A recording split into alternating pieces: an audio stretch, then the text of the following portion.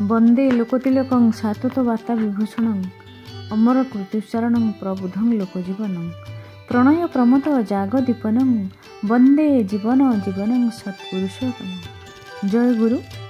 प्रथमे आपण मानक समस्त को आमर यही अमृतवाणी चैनल को अनेक अनेक स्वागत जनाऊँ। परम दयाल श्री श्री ठाकुर कहिसेंति जे दीक्षा नेले इष्टवृत्तिटा करिबा अति जरूरी। जे कोनोसी उपाय रे हेउ इष्टवृत्ति निहाती करिबार कथा। ए इष्टवृत्ति परम दयाल श्री श्री ठाकुर स्वयं निज हाथ रे ग्रहण करंती। जदि इष्टवृत्ति करिबा पई किछि न मिलिला तेबे फूल फल जल वायु एपरिक छाई देइकि मध्य इष्टवृत्ति करिबार नियम अछि। एही विषय रे अनेक घटना तो अछि। आज किछि वास्तव घटना आसंतु जानिबा। भिडियोटी देखिबा पूर्वरु चैनल टी को सब्सक्राइब करिया पई अनुरोध रहिला। परम दयाल श्री श्री ठाकुर कहिसेंती दीक्षा निले जानिस मने इष्टवृत्ति करते होए इष्टवृत्ति विहीन दीक्षा अभोकिरे चेतन रहे। इष्टवृत्ति माने इष्टंकर भरण। अति प्रत्युषरु अन्न जल ग्रहण करने पूर्वर ये इष्टवृत्ति करा जाए। आमे साधारणतः अर्घ्य दे इष्टवृत्ति करूँ, किंतु जदि एमिति अवस्था पड़ जाए जे आम पाखरे किछि नाही सेतेबेले आमे कौन दे इष्टवृत्ति करिबा। इष्टवृत्ति तो आ बंद करि परिबा नाही। सेही कथा परम दयाल श्री श्री ठाकुर को प्रश्न करा जाइछि। उत्तर रे श्री श्री ठाकुर कहिसेंती फूल फल जल वायु बाली मध्य देई पारिबो, किंतु इष्टवृत्ति केबे हेले बंद करिबो नाही। जे कोनोसी प्रकारे इष्टवृत्ति करबा को ही पड़िबो। एपरि अनेक घटना अछि जे अर्घ्य न देई पारि किपरि इष्टवृत्ति करा जाए। जेतेबेले भारत बांग्लादेश भाग होई गला सेतेबेले जने दादा बांग्लादेश छाड़ी पळई आसीथिले। से आसी हावड़ा रे पहुंची। आसिला बेले से तो सांगरे किछि आनी पारि नाहंती। से गंगा नदी कूल रे बसी चिंता करुछंती मो पाखरे तो किछि भी नाही, मु एबे कोन दे इष्टवृत्ति करिवि। आगरु से सुनिथिले कि जल दे इष्टवृत्ति करि हेबो, तेणु से गंगा जल को इष्टवृत्ति मंत्र पढ़ी निवेदन कले। तापरे किछि दिन परे जेतेबेले देवघर जाई ठाकुर को देखा कले श्री श्री ठाकुर कहउछंती आह तोर गंगार जलटा केते मिठा थिला सते। ता माने श्री श्री ठाकुर सेटा ग्रहण करछंती आउ बहुत आग्रहर सहित मध्य ग्रहण करछंती। आउ गोटिए मजार घटना अछि। दिने श्री श्री ठाकुर पाखक गोटिए माँ आसीथिले।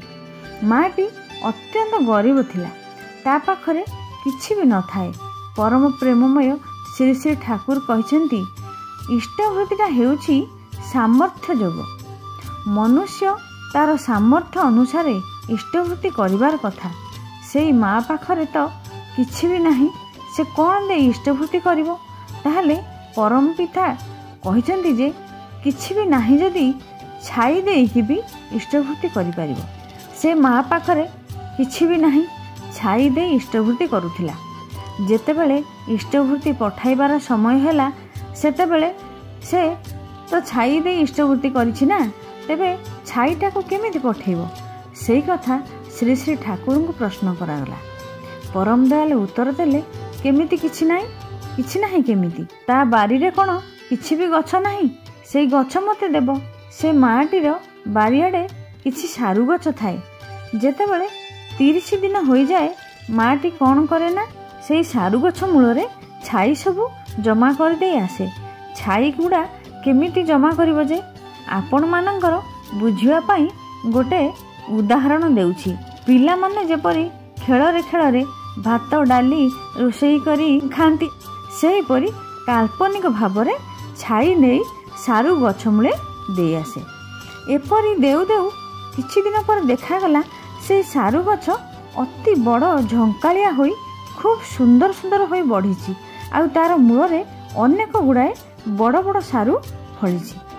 ताकू देखी माटी बहुत खुशी होई ଭାବିଲା ଏତେ ଗୁଡ଼ିଏ ସାରୁ ଫଳିଲାଣି, ଆକୁ ନେଇ ପରମ ପିତାଙ୍କର ଭୋଗର ଲାଗି ଦେବି। ହେଲେ ଦେବି କିପରି? ସେ ତ ଦେଓଘର ଯାଇପାରିବନି। ତାହେଲେ ସେଇ ସାରୁ ଦେଓଘର ଯିବ କିପରି? କାହାକୁ ବା ଏଇ ସାରୁ ଦିଟା ଦେବ ଯେ ପରମ ପିତାଙ୍କ ପାଖରେ ପହଞ୍ଚାଇବା ପାଇଁ? ପରମ ପିତାଙ୍କର କେତେ ବଡ଼ ବଡ଼ ଭକ୍ତ ଅଛନ୍ତି, କେତେ କେତେ ଜିନିଷ ସବୁ ତାଙ୍କୁ ନିବେଦନ କରୁଛନ୍ତି। ଆଉ ଏଇ ତୁଚ୍ଛ ସାରୁ ଗୁଡ଼ା କ'ଣ ଶ୍ରୀ ଶ୍ରୀ ଠାକୁର ଖାଇବେ? କିନ୍ତୁ ମାଆଟିର ତ କିଛି ଦେବାକୁ ସାମର୍ଥ୍ୟ ନାହିଁ ଏଇ ସାରୁ ଛଡ଼ା। ତେଣୁ ସେ ସାରୁ ଗୁଡ଼ା ଖୋଳି ତାକୁ କୌଣସି ମତେ କଷ୍ଟେ ମଷ୍ଟେ ନେଇ ଟ୍ରେନରେ ଯାଇ ପାଖ ଷ୍ଟେସନରେ ପହଞ୍ଚିଲା। ଏପଟେ କ'ଣ ହୋଇଛି ନା, ପରମ ପିତା ଲୀଳାମୟ ତ, ସେ କହୁଛନ୍ତି ଆମର ସାରୁ ଖାଇବା ପାଇଁ ବହୁତ ଇଚ୍ଛା ହେଉଛି। ତାହା ଶୁଣି ଲୋକମାନେ ବଜାରକୁ ଗଲେ ସାରୁ ପାଇଁ, ମାତ୍ର କେଉଁଠି ହେଲେ ବି ସାରୁ ମିଳିଲା ନାହିଁ। ଦେଓଘର ବଜାରରେ କେଉଁଠି ବି ସାରୁ ନାହିଁ। ବର୍ତ୍ତମାନ ସମୟରେ ସବୁ ଜାଗାରେ ସବୁ ଜିନିଷ ମିଳିଲାଣି, କିନ୍ତୁ ସେତେବେଳେ ତ ସେସବୁ ନଥିଲା। ତେଣୁ କେଉଁଠି ହେଲେ ବି ମିଳିଲା ନାହିଁ। କିନ୍ତୁ ପରମ ଦୟାଲ ସାରୁ ଖାଇବା ପାଇଁ ଜିଦ୍ ଧରିଛନ୍ତି। ତେଣୁ ସବୁଆଡ଼କୁ ଲୋକମାନେ ଯାଇଛନ୍ତି। ପୁଣି କହୁଛନ୍ତି ଯା ନା, ଦେଖ ନା, କେହି ଆଣିଥିବ ଦେଖ ନା, ଷ୍ଟେସନରେ କେହି କିଛି ଆଣିଥିବ କି ନାହିଁ ଦେଖ ନା। ତେଣୁ ଭକ୍ତମାନେ ଗାଡ଼ି ନେଇ ଷ୍ଟେସନ ଚାଲିଲେ। ପହଞ୍ଚି ଦେଖିଲେ ଟ୍ରେନ ଆସି ପହଞ୍ଚିଲା, ତାପରେ ଚାଲିଗଲା। ତାପରେ ଦେଖାଗଲା ଷ୍ଟେସନରେ ଗୋଟିଏ ମାଆଟିଏ ବହୁତ ଗୁଡ଼ିଏ ବଡ଼ ବଡ଼ ସାରୁ ଧରି ଅତି କଷ୍ଟେ ମଷ୍ଟେ ଯାଉଛି। ତାକୁ ସେମାନେ ଦେଖିନେଲେ, ଭାରି ଖୁସି ହୋଇଗଲେ। ମାଆଟି ପାଖକୁ ଯାଇ କହୁଛନ୍ତି, ମା ଏଇ ସାରୁ ସବୁ ଆମକୁ ଦେଇଦିଅ। କିନ୍ତୁ ମାଆଟି ମନା କରିଦେଇଛି, କହିଛି ନା ନା, ମୁଁ ଏଇସବୁ ମୋ ଠାକୁରଙ୍କ ଲାଗି ଆଣିଛି, ମୁଁ ଏହାକୁ ବିକି ପାରିବିନି। ଆରେ ଚାଲ ଚାଲ, ତୁମ ପାଇଁ ଶ୍ରୀ ଶ୍ରୀ ଠାକୁର ପରା ଗାଡ଼ି ପଠାଇ ଦେଇଛନ୍ତି, ଚାଲ।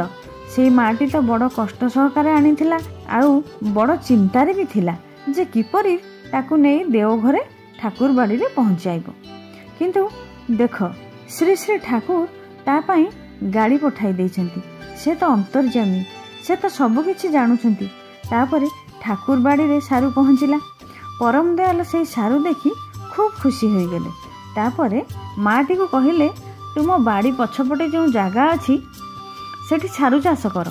ପରବର୍ତ୍ତୀ ସମୟରେ ମାଆଟି ସେଠି ସାରୁ ଚାଷ କଲା, ବଜାରରେ ବିକି ମଧ୍ୟ କିଛି ଅର୍ଥ ରୋଜଗାର କଲା। ଧୀରେ ଧୀରେ ସଂସାରରେ ତାର ଟିକେ ସ୍ୱଚ୍ଛଳ ଅବସ୍ଥା ଆସିଲା। ତାହେଲେ ଆମେ କ'ଣ ଜାଣିଲେ ନା, ଇଷ୍ଟବୃତ୍ତିଟା ହେଉଛି ଇଷ୍ଟ ଭରଣ, ମାନେ ମଙ୍ଗଳର ଭରଣ। ଆହୁରି ମଧ୍ୟ ଇଷ୍ଟବୃତ୍ତିକୁ ମନୁଷ୍ୟର ସାମର୍ଥ୍ୟ ଯୋଗ ମଧ୍ୟ କୁହାଯାଏ। ମନୁଷ୍ୟର ଯେଉଁ ସାମର୍ଥ୍ୟ ଯୋଗ ମାନେ କାର୍ଯ୍ୟକ୍ଷମତା ବଢ଼ି ବଢ଼ିଯାଏ। ପରମ ପିତା କହିଛନ୍ତି, ଯେତେ ଆସୁ ଆପଦ ବିପଦ, ଯେପରି ହେଉ ପ୍ରାଣ, ଇଷ୍ଟବୃତ୍ତି ଆଣେ ହିଁ ଆଣେ ସବୁର ପରିତ୍ରାଣ। এই যে ইষ্টবৃত্তি, ଏହାଦ୍ୱାରା ସମସ୍ତଙ୍କର ପରିତ୍ରାଣ ଆସେ। ଅନେକ ସମୟରେ ଦେଖାଯାଏ, ଯୁଦ୍ଧ ସମୟରେ ଏଇ ଯେ ଭାରତ ବାଂଲାଦେଶ ଭାଗ ହୋଇଗଲା, କେତେ ଲୋକ ଆସି ଦୀକ୍ଷା ନେଇଛନ୍ତି, ଆଉ ଜୀବନରେ ବଞ୍ଚିବାର ରାହା ପାଇଛନ୍ତି। ପରମ ପିତା କହିଛନ୍ତି, ଇଷ୍ଟବୃତ୍ତି ଏପରି ଏକ ଯଜ୍ଞ, ଯେଉଁ ଯଜ୍ଞ କରିବା ଦ୍ୱାରା ଈଶ୍ୱର ଆଉ ଆମ ପରି ମନୁଷ୍ୟମାନଙ୍କର ମିଳନ ହୁଏ। ପରମ ଦୟାଲ ଶ୍ରୀ ଶ୍ରୀ ଠାକୁର କହିଛନ୍ତି, ଶ୍ରୀ ଶ୍ରୀ ଠାକୁର ନିଜ ହାତରେ ସ୍ୱୟଂ ଇଷ୍ଟବୃତ୍ତି ଗ୍ରହଣ କରନ୍ତି। ସେଥିପାଇଁ ଇଷ୍ଟବୃତ୍ତି କରିବା ସମୟରେ ଖୁବ୍ ସତର୍କତାର ସହିତ ଆମେ ଏଇ ଜିନିଷଟାକୁ ନଜରରେ ରଖିବା। ପରମ ଦୟାଲ ଶ୍ରୀ ଶ୍ରୀ ଠାକୁର କହିଛନ୍ତି, ଏଇ ଯେ ଇଷ୍ଟବୃତ୍ତି ହେଉଛି ନିକୁମ୍ଭିଲା ଯଜ୍ଞ, ଯାହାକି ମନୁଷ୍ୟକୁ ଅଜେୟ କରିତୋଳେ। ପରମ ପିତା କହିଛନ୍ତି ଯେ ବିଷଧର ସାପ ସହିତ ତୁମେ ଖେଳିପାର, ସେଇଟା ତୁମର କ୍ଷମତା ଅଛି, କିନ୍ତୁ ଏଇ ଇଷ୍ଟବୃତ୍ତି ସହିତ ଖେଳନା। କାରଣ ଆମେ ସେଇଟା ଇଷ୍ଟଙ୍କର ଭରଣ କରୁଛେ। ଇଷ୍ଟଙ୍କର ଭରଣ ଯଦି ନ କରାଯାଏ ତାହେଲେ ସେଇଟା ଅପୋଜିଟ୍ ହେଇଯାଏ। ଅନିଷ୍ଟର ଭରଣ କଲେ କିନ୍ତୁ ଅମଙ୍ଗଳ ହେଇଯିବ। ତାହେଲେ ଇଷ୍ଟବୃତ୍ତିଟା ସଠିକ୍ ଭାବରେ କରିବା ଦରକାର। ଆଜି ଆମେ ସୁନ୍ଦର ଭାବରେ ଇଷ୍ଟ କଥା ଜାଣିଲେ ଯେ ଏଇ ଯେ ମା ଛାଇ ଦେଇ ଯେଉଁ ଇଷ୍ଟବୃତ୍ତି କରିଥିଲେ, ପରମ ଦୟାଲ କି ସୁନ୍ଦର ଭାବରେ ଗ୍ରହଣ କଲେ। ତାହେଲେ ଆମେ ଯଦି ଇଷ୍ଟବୃତ୍ତି ଠିକ୍ ଭାବରେ ଭାବର ସହିତ କରିବା, ଆମର ଅନେକ ଆପଦ ବିପଦ କଟିଯିବ। ଆଜିର ଆଲୋଚନାଟିକୁ ଏଠି ରଖୁଛି। ଶେଷରେ ସମସ୍ତଙ୍କର ମଙ୍ଗଳ ପାଇଁ ଦୟାଳଙ୍କ ନିକଟରେ ପ୍ରାର୍ଥନା ଜଣାଇ ରହୁଛି। ଜୟ ଗୁରୁ।